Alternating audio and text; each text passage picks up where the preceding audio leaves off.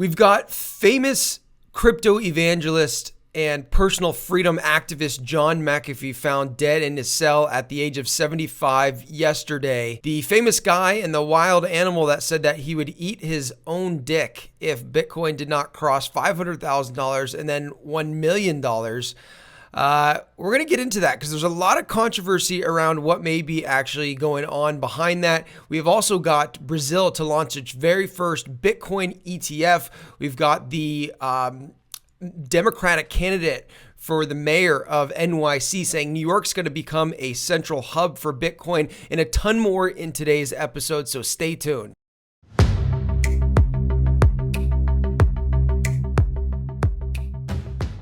Hey, what's up, guys? My name is Adam Winnig, and if you like cryptocurrencies and you like to stay up to date, then go ahead, like, subscribe, and turn on the post notifications as we do this show almost every single day to keep you updated on everything that's happening in crypto in literally under 10 minutes. So let's go ahead and let's get into it. We have a lot to talk about today, but first we'll get into see what's happening in the market. There's not a whole lot of exciting stuff. We had a huge rebound that happened yesterday, and we saw, prices up by like 15 to 30% across the board. Today we're kind of sitting kind of flat. Everything's kind of right around break even. Some coins in the green as of now, some coins in the red. We'll see how the day turns out. We'll quickly look at the charts, and then we got a lot of interesting news to cover, including John McAfee. So if we take a look at the total market cap, we see this right here. We see that we could be forming like this double bottom form, this bat wing pattern, which, we could see it boom, dived into this area, boom, dived in this area again, knocked people out that put their stop losses there, and then heading on up towards higher ranges here. We can also see Bitcoin here. We saw this Wyckoff accumulation happening here where, this could be the spring before a lot of accumulation comes in. This could be the smart money basically wrecking people out of their positions and getting their Bitcoin for really cheap. So this is what could be happening here. If you're not familiar with the Wyckoff accumulation method, I did a video more in depth on it yesterday. And then we have Ethereum kind of following the same suit. Ethereum appears that it hasn't really recovered quite as much. Anyway, so let's talk about what's happening in the news here, because this is quite interesting. So remembering John McAfee, who was a computer programmer and crypto evangelist who's dead at 75. He was found dead in a cell in Spain, and many remember McAfee as being unapologetically unspoken for his thoughts on government overreach and for being a unique character in the crypto space. And this is totally true. If you don't know who John McAfee is, you probably know McAfee Antivirus. You see it sometimes. Back in the day, it was this antivirus software. He made billions and billions of dollars, and then he became really quite wild and outlandish about his thoughts on cryptocurrencies, about his thoughts on the government overreaching, and he was really an extreme guy. And I'll just show you this because it's kind of funny. But basically, this was a tweet back in the day in 2017 that said, so Bitcoin to $500,000 within 3 years. He says, if not, I will eat my dick on national television.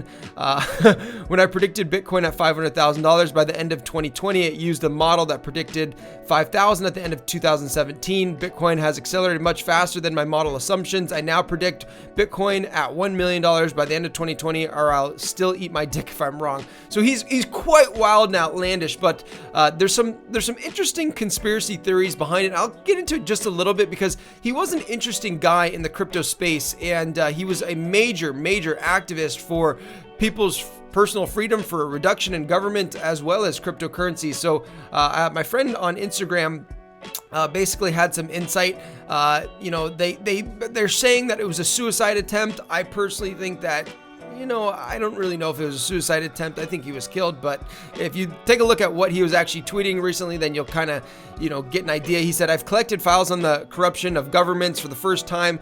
I'm naming names and specifics. I'll begin a corrupt CIA agent and 2 Bohemian officials coming today. If I'm arrested or disappear, 31 plus terabytes of incriminating data will be released to the press. So, of course the government's not going to like that. He also tweeted this, getting subtle messages from the U.S. officials saying, in effect, we're coming for you, McAfee. We're going to kill yourself. I got a tattoo just in case. If I suicide myself, I didn't. I was whacked. Check my right arm. So he got even a tattoo that he thought that he was going to get killed. And then he said this, I am charged with tax fraud, which is lying on your tax returns, but I have filed no returns for many years and have made no secret of it. If I have said nothing, how could I have lied? The real crime is speaking publicly about the insanity rampant in our government. The prosecutors have called me a dangerous man. If illuminating the corruption, hypocrisy, and self-serving of our leaders and suggesting that our government has become obscene is dangerous, then indeed I am a dangerous man. I am content in here, in jail. I have friends. The food is good. All is well.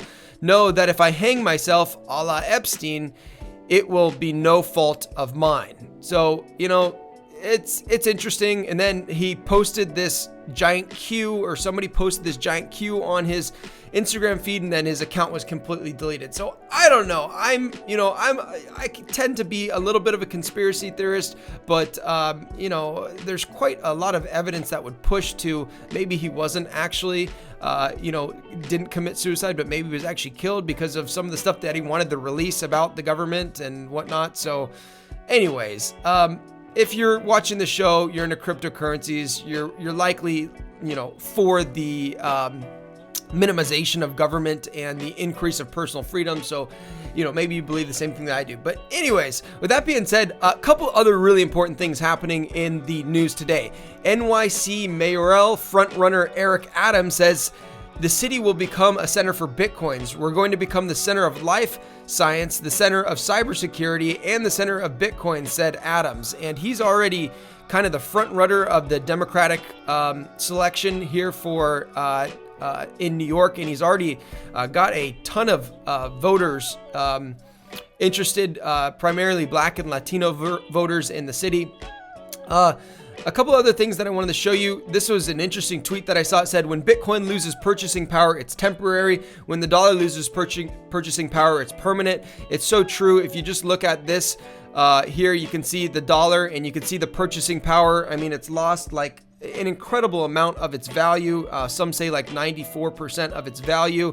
Where if you look at Bitcoin always recovers even amidst like really big crashes. If we look at this, it's had big crashes, but it's always recovered and actually increased in value and in purchasing power, which is awesome. And the thing to think about is they're not going to stop printing more dollars. It's not going to happen anytime soon. So I think Bitcoin is obviously the ultimate play. I'm sure you do too if you're watching this. Oh, also some interesting video popped up from the president of El Salvador. So I'm going to play that little clip for you guys right now about why he decided to make Bitcoin for legal tender.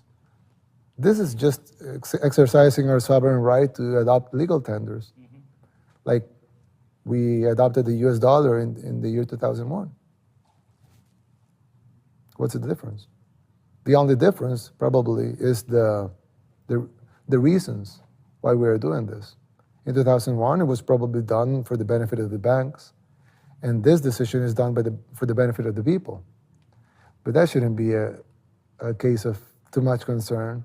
So really awesome stuff happening from the president of El Salvador. We also have news that Bitcoin mining might become more easier and lucrative following China's crackdown. As you know, China has basically forced all miners out of China, or they've been flocking to Kazakhstan recently, and some are flocking to the United States. But basically, it makes Bitcoin mining actually easier, and so Bitcoin miners that have the rig set up are actually probably benefiting quite well. This is another huge piece of news that came out. Basically, what happened here was Fiserv and NYDIG became partners to bring Bitcoin to US banks and credit unions of all sizes. This is massive.